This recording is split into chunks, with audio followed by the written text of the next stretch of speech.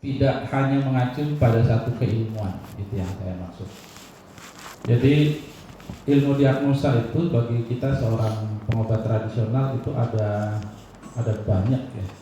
Mungkin yang mudah dipelajari adalah ilmu kedokteran, kemudian TCM dengan yin yangnya, kemudian Tibu Nabawi, atau yang belajar pijat saraf ya. Pijat saraf itu juga bisa digunakan sebagai metode diagnosa. Misalnya ada keluhan tertentu, orang nggak bisa menutup mata misalnya, itu indikator keluhan pada bagian apa sih sebenarnya. Oleh ahli pijat itu bisa ditetapkan, oh ini gangguan pada saraf anus misalnya. Sakit perut itu bisa disebabkan karena GERD misalnya, bisa juga karena ada radang lambung, bisa kolitis, bisa radang usus buntu, bisa juga gangguan liver, bisa gangguan usus, bisa gangguan pada rahim bagi yang wanita, bisa tumor, bisa keracunan, atau mungkin ketika makan masuk benda-benda tertentu misalnya. Nah, bagi seorang terapis ini kan harus dipastikan sakit perutnya karena apa. Nah gitu ya. Jadi apakah sakit perut ini karena kolitis itu radang usus besar, apakah usus buntu atau gangguan liver atau lainnya. Inilah yang dimaksud urgensi. Nah, ini judul ini. Urgensi seorang terapis dalam menetapkan jenis keluhan dan penyebabnya. Pada saat kita bisa menetapkan jenis keluhannya dan faktor penyebabnya, pada saat itulah kita bisa meresepkan obat herbal dan terapi bekamnya bersesuaian. Kalau misalnya tidak, maka tidak bisa. Contoh, orang mengalami sakit perut, menurut kita itu radang lambung, tapi ternyata dia keracunan misalnya. Udah, tidak boleh menjustis, oh ibu hipertensi. Itu ketentuannya. Jadi kalau hanya menetapkan angkanya, Bu, ini angkanya 180 per 100. Udah. Ini hipertensi atau bukan? Bukan kompetensi kita. Kata dokter begitu. Ini kita di Kementerian Kesehatan waktu itu begitu. Pak, bukannya alat ini dijual bebas di rumah tangga boleh. Terus kok kita nggak boleh pakai? Ya boleh, tapi tidak boleh menetapkan penyakit. Oh begitu. Nah, itu kira-kira. Jadi ya itulah di lapangan. Bisa juga menggunakan pendekatan Tibu Nabawi. Kita ini sudah mulai belajar Tibu Nabawi.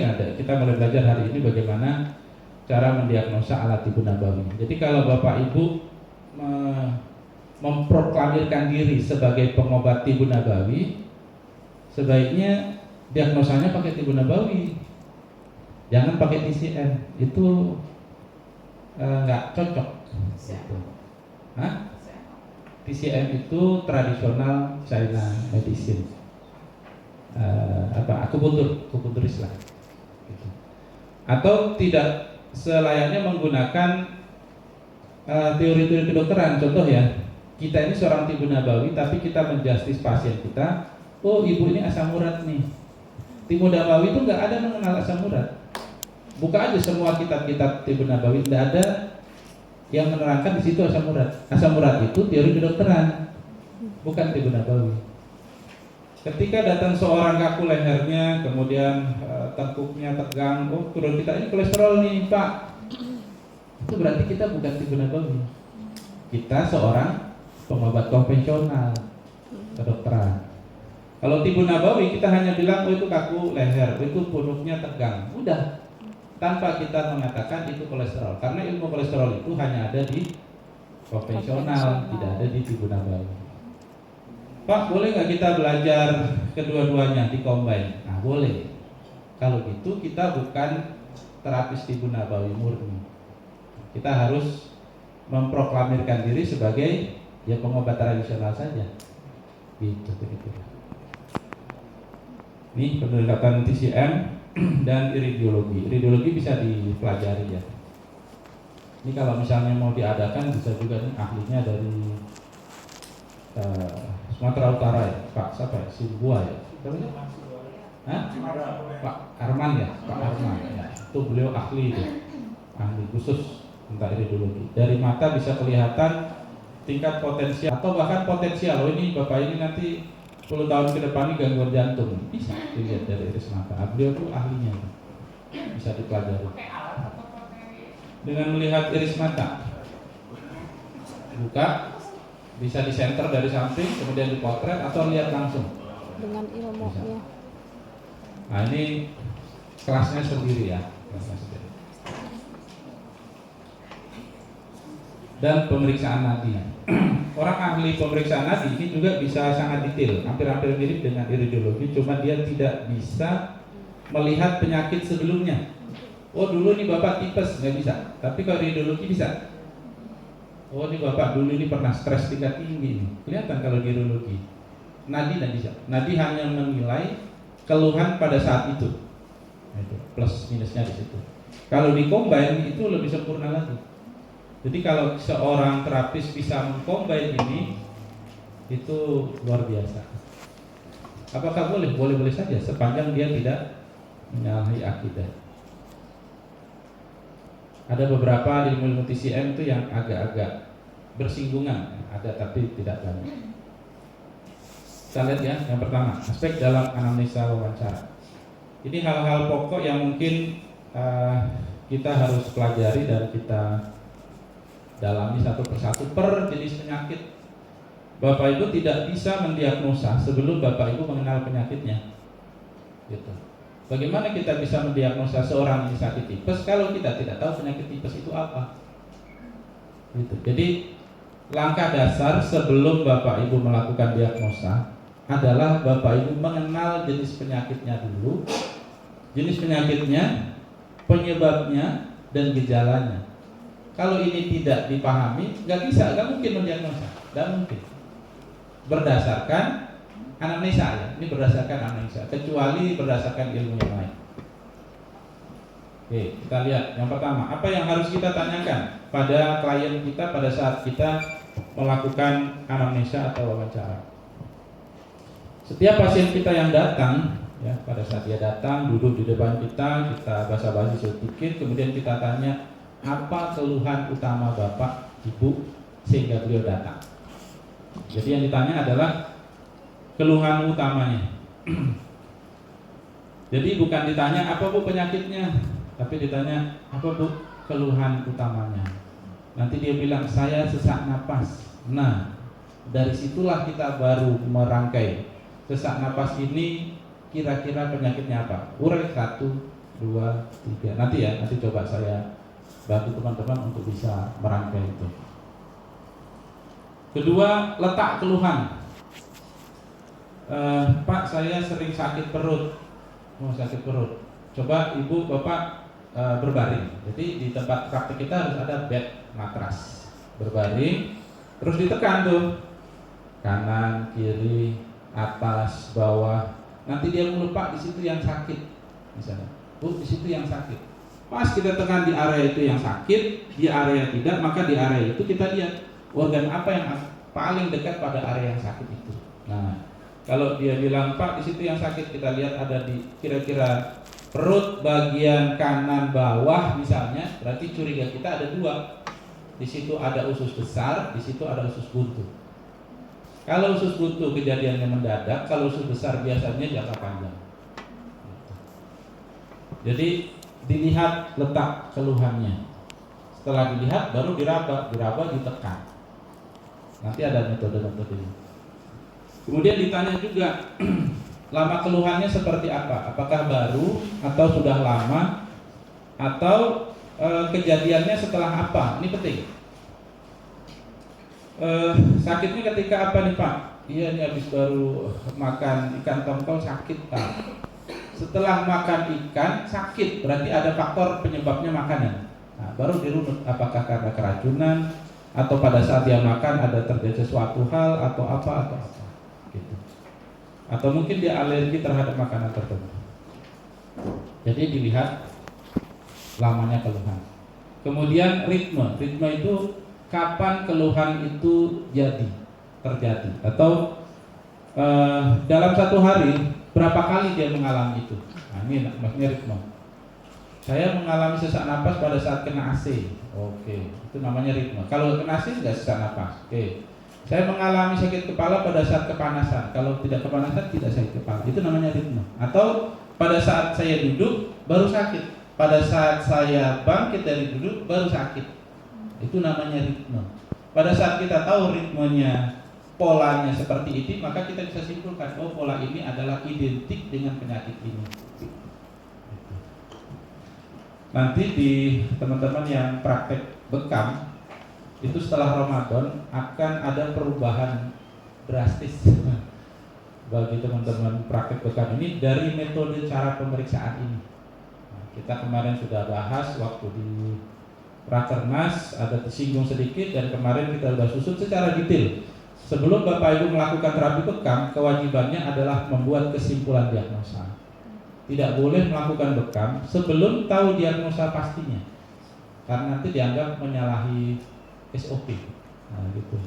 Nanti kalau terjadi sesuatu hal begitu dibekam sesak napas, keluarganya komplain, nanti yang dilihat adalah hasil diagnosanya. Mana hasil diagnosanya? Rata-rata kan kita nggak bikin tuh. Main bekam, apa keluarnya Pak? Sakit kepala. Tanya, sudah selesai bekam. Padahal harus disimpulkan sakit kepala itu asbabnya apa, baru boleh dibekam. Nah, ini kita sudah bikin kemarin. Mudah-mudahan pasca Ramadan nanti akan disosialisasikan.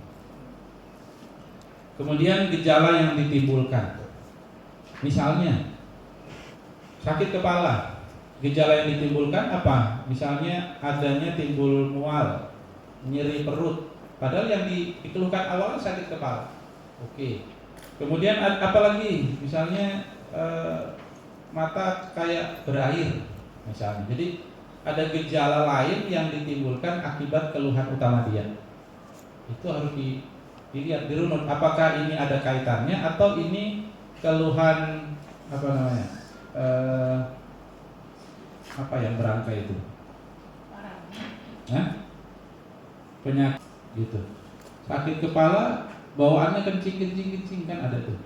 Sakit kepala, bawaannya sesak napas, ada. Sakit kepala, bawaannya nyeri. Gampang, jadi nggak usah tanya yang tadi itu. Cukup dilihat, oh ini karena terbentur, maka obatnya ini. Selesai. Apa yang harus diamati? Pertama, dilihat ada memar atau tidak pada area yang dikeluhkan. Tadi dia bilang ya, keluhan utamanya apa Pak? Sakit kepala. Setelah itu, apa pertanyaan kedua? Letaknya di mana Pak? Dia nunjuk di sini, misalnya di sini. Maka dilihat pada area yang itu, ada memar atau tidak. Kemudian mungkin ada bisul atau tidak, ada luka atau tidak, dan lain-lain. Ini yang tadi. Ya, ada gejala atau tidak. Ada perubahan tekstur warna kulit atau tidak pada area yang dikeluhkan. Ya. Apakah itu di kepala, di leher, di bahu, di pinggang, dan segala macam. Dia bilang Pak, saya sering sakit pinggang. Diperiksa semua kan? Tadi saya ulangi ya. Misalnya keluhan utamanya adalah sakit pinggang. Letaknya ya sudah berarti di pinggang. Tapi di pinggang itu kan luas. Dia suruh nunjuk. Itu satu. Kalau kita yang mengira-ngira, dia tunjuk di sebelah sini Pak, oh berarti di pinggang sebelah kanan. Oke. Lihat intonasi suaranya. Apakah suaranya parau? Apakah suaranya terbata-bata? Apakah keras? Atau dia suaranya lambat? Lambat itu kayak orang yang sudah energinya habis ya. Berarti di sini nanti bisa dirangkai. Oh ternyata sesak napas karena akibat ini. Oh sakit kepala karena akibat ini. Kok ada sesak napas juga, kok ada intonasi suaranya lemah juga, oh ternyata dia penyakitnya sudah kronis. Nah, misalnya gitu. Itu disimpulkan semuanya nantinya. Setelah itu, setelah pengamatan, fase yang ketiga adalah perabaan. Dilakukan tekanan, tindakan pada area yang dikeluhkan. Ada nyeri ketika ditekan atau tidak? Kalau ada nyeri, di situ ditulis ada nyeri, tidak ada nyeri, begitu. Ini untuk melihat bahwa keluhan itu berisiko jangka panjang lebih hangat atau lebih dingin, atau dia normal saja. Kalau misalnya lebih hangat ditulis ada perubahan suhu pada kulit area keluhan. Nah, gitu. Ada benjolan atau tidak? Ini kaitan dengan perabaan yang tadi. Oh ternyata ada benjolan. Ini benjolannya apa nih? Tumor, lipom, atau ini otot. Nah itu penting nih.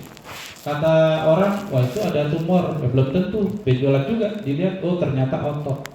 Kalau otot tidak perlu dikasih obat herbal yang untuk kanker atau untuk tumor, misalnya gitu. Adanya kekakuan otot atau tidak, ototnya kaku atau ototnya lentur atau dia mengalami kayak tekanan senar gitu. Jadi ototnya itu menegang.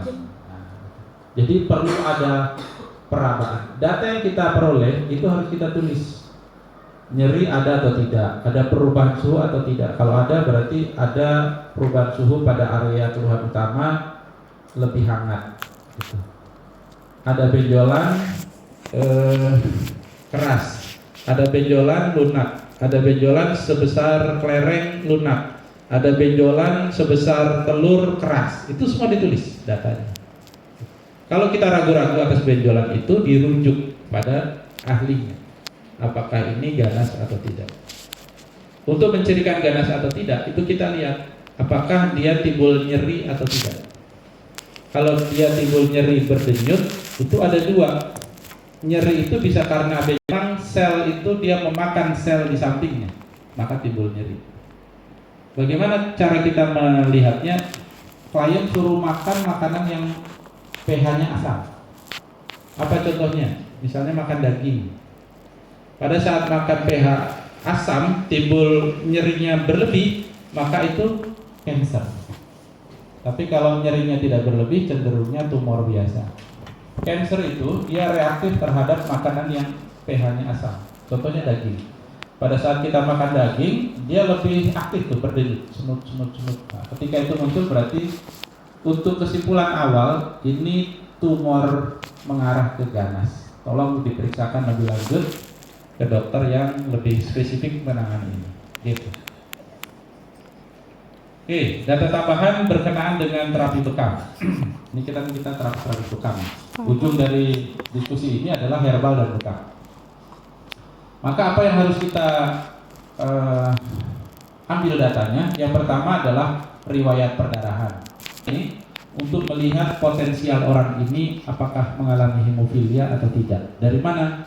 Dari pelukaan perdarahan yang tidak berhenti pada saat terjadi luka. Dia akan cerita, iya Pak, dulu saya kalau kena pisau atau kena benda tajam itu darahnya susah berhentinya. Itu berarti riwayat ini menandakan orang ini berpotensi hemofilia. Kalau hemofilia boleh dibekam nggak? Nggak boleh. Kenapa? Karena itu merupakan kontraindikasi yang sudah ditetapkan, nggak boleh dibekam. Nanti darahnya akan keluar terus, tidak bisa berhenti. Jadi adanya riwayat perdarahan. Kemudian tanyakan dalam kondisi kenyang atau lapar. Pada saat kenyang ini berisiko, pada saat terlalu lapar juga berisiko. Jadi dia harus di tengah-tengah. Tanyakan kualitas istirahat tidurnya, apakah tidurnya kurang atau tidak. Jadi tidak boleh dibekam misalnya pada kondisi dia kekurangan istirahat tidur. Akan menimbulkan aspek biasanya pusing, mual, muntah, pingsan pasca dibekam. Tanyakan dalam kondisi hamil atau tidak. Ini terutama bagi pasien yang perempuan. Kalau dia hamil, maka titik-titik tertentu pada area az-zuhr itu dihindari. Kalau area di luar az-zuhr itu boleh, dengan jumlah yang dibatasi. Tanyakan usai donor darah atau tidak. Kalau misalnya baru 2 hari, ya ditunda bekamnya. Kalau sudah seminggu, boleh dibekam. Kalau sudah 3 hari, ya boleh, tapi titiknya jangan banyak. Nah, gitu. Jadi indikatornya untuk menilai apakah boleh atau tidak, atau banyak atau sedikit jumlah kop bekamnya. Tanyakan ada riwayat penyakit menular atau tidak, semisal hepatitis atau TBC atau HIV/AIDS, untuk menghindari terjadinya penularan pada terapisnya. Berarti terapis harus melakukan proteksi 2 kali lipat, lebih ekstra dibandingkan yang tidak memiliki penyakit penular. Tanyakan takut darah atau tidak, sehingga tidak mengalami tiba-tiba shock pada saat dia lihat darah. Ya. Kalau dia takut darah, maka pasien ini diarahkan untuk tidak melihat darah-darah bekam yang kita tampung atau kita taruh pada wadah tertentu. Kalau dia lihat itu biasanya langsung mual, sakit kepala, pusing, bahkan pingsan. Ya, biasanya begitu. Nah, data ini merupakan data primer, data penunjang yang harus dilengkapi di catatan itu. Nah, gitu. Supaya kita tidak keliru nantinya pada saat memberikan tindakan. Bagaimana dengan diagnosa dalam tibu nabawi? Nah, ini di pelajaran-pelajaran mungkin masih sedikit, tapi saya coba uraikan sedikit ya. Diagnosa dalam tibu nabawi